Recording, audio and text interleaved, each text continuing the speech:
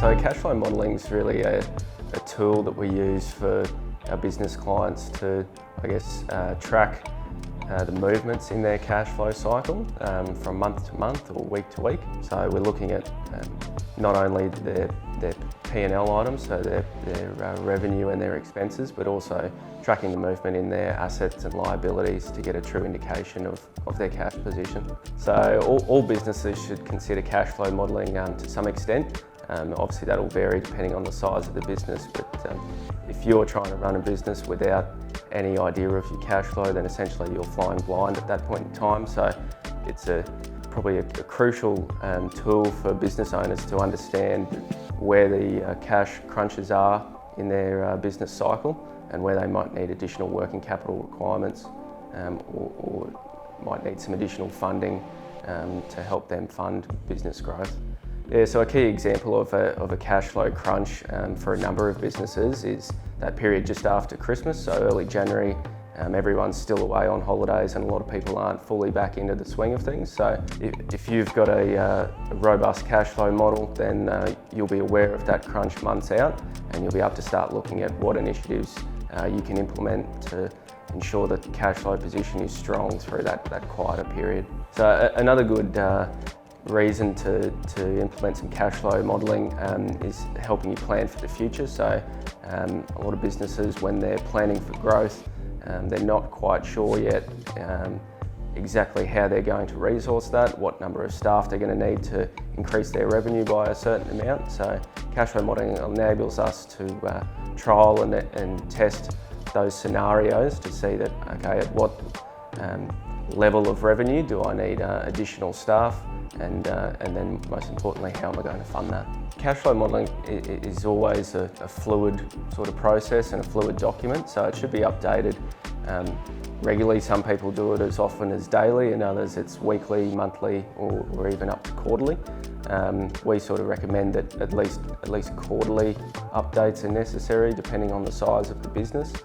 But then often it just depends on who the user is of that cash flow model. So we often have clients that the bank requires cash flow modelling as part of their ongoing review process. It might be that you're looking to extend a finance facility, apply for new finance, or even it might be part of a due diligence process for purchase or a sale of a business, or it might just be a new product line or service that you're looking to offer, so you're just wanting to make sure that the cash flow stacks up and all the numbers are together. So cash flow modelling has become a far more streamlined process than it used to be, especially with the implementation of a lot of automated accounting software and online accounting software. A lot of the time now the information just feeds straight into the model. So really the only time cost for clients is the initial setup. But that's where we take the time to sit down with them and run through their budgets and forecasting and make sure they're fully aware of exactly what we need from them. But once the model's set up, it's a pretty straightforward task to get it updated. The key item really is just having accurate and up-to-date accounting records and books.